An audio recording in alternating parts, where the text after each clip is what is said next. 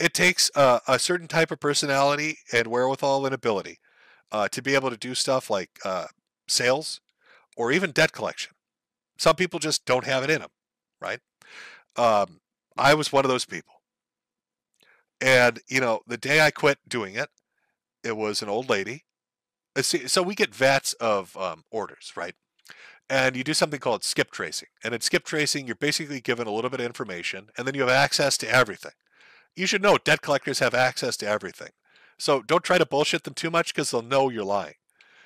Basically, they can take like a name or an address or a phone number and through a private database, get your social security number, your bank accounts, all that shit. They can get all that shit.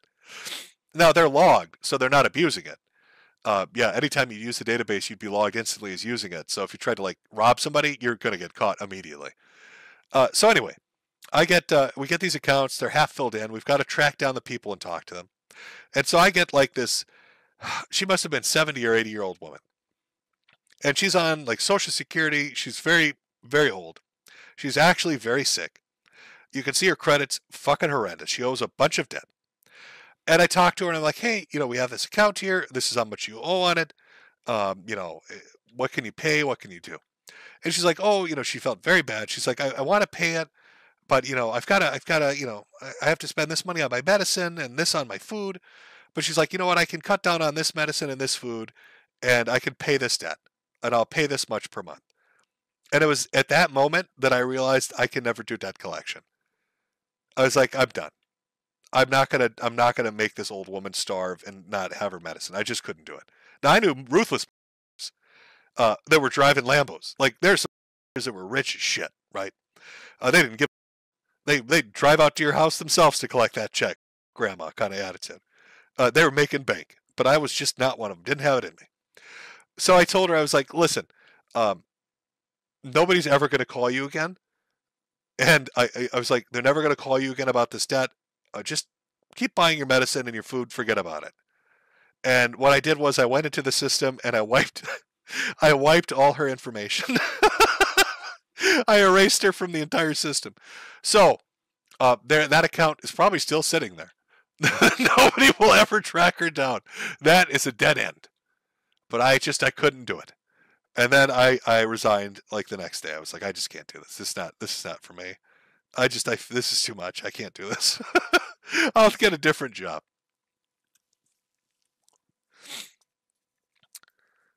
It's just, yeah. Truth be told, too, a lot of these companies buy debt for cents on the dollar, right? They do. And a lot of them, especially the third-party stuff, I can't remember. A lot of them have changed names now, so it wouldn't even matter if I brought them up by name. But they just kind of don't care. Like the ones I like the best working with were like just regular working dudes.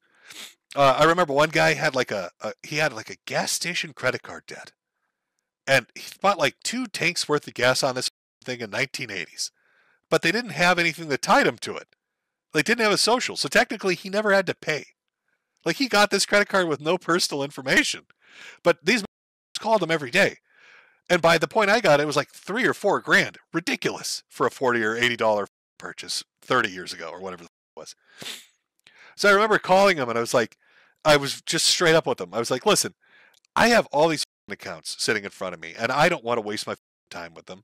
I said, you've been dealing with assholes calling you up nonstop for this stupid debt that's sitting at like 3 grand, and I don't blame you. I wouldn't fucking pay it either. I was like, here's the truth. I have nothing that ties you to this. I don't know if they ever told you that. Nothing ties you to this. But the other part of that is they are never going to stop. They're going to call you every day for the rest of your life. So here's how it works. The assholes that bought this stupid thing that you owe, they will literally take pennies on the dollar. So if you settle this thing out with me for $100, I will erase it and you'll never hear from anybody ever again.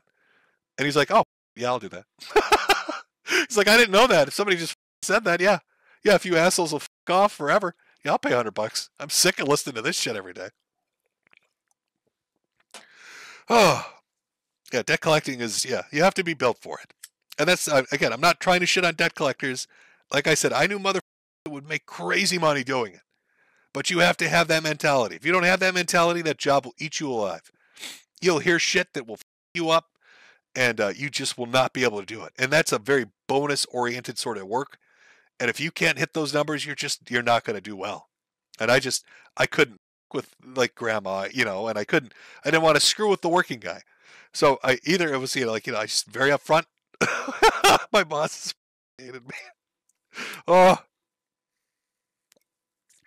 God, I don't know how it's structured in Texas. We had one guy on our team, right? I don't know how he did it, but it was some kind of weird law at the time in Texas. He found a way to use credit cards to buy a house. He had like immaculate credit, and he had a business and everything else. He found a way to personally finance his house with credit cards, which you're not supposed to be able to do. And he owed hundreds of thousands of dollars on the credit cards. And he was infamous in the office because he loved talking to debt collectors.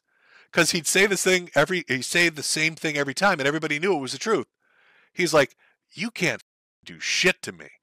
It's like, I own that house.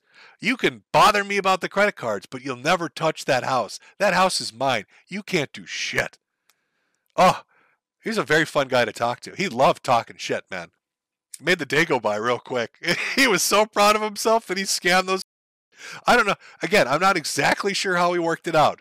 He found the loophole of all loopholes, but man, were those credit card companies pissed. Them so raw on that shit. Oh, that's the sort of shit you run into. You got to remember, some of these debts are crazy old. 70s, the 1970s, the 1980s, the 1990s. So I don't know. I don't know. That was not somebody put into my queue, but I got to sit and listen to people like next to me and other people in the area talk to him. And it was a highlight of everybody's day because he was so proud of himself. And like everybody sort of respected that. How do you not respect that? He found a way to win. He worked the system and won. He the credit card companies and got a house. Because whatever it was, the special law that applied to it, like they could fuck with a lot of stuff, but they'd never take that house from him. He's like, I got a free house. What are you going to do?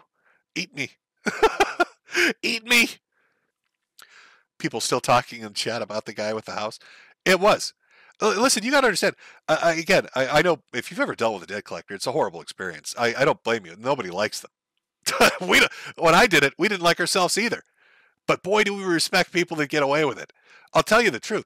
Like when you're in the office, even though you're not making money off it, when you come across a story like that where some guy won, we love that. Like we get it too. We're working a shit job too. Understand? And we're forced to call. We don't really get a choice in it. So when you get a win, yeah, we loved it. We love that guy. The guy was a legend. Like he won.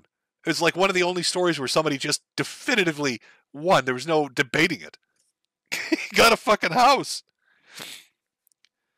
Okay, let's see.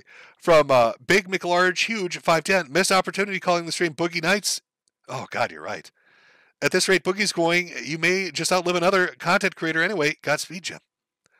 Oh, and to the person that said, oh, you should go look what Boogie's saying, remember, or I at least showed this earlier. I'll put it back up here for a second.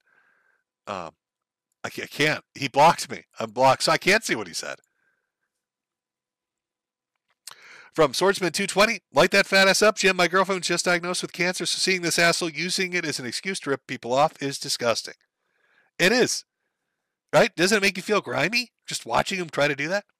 From Archduke, Boogie is a worthless, entitled dirtbag and never had any talent. Nobody should give him a single ounce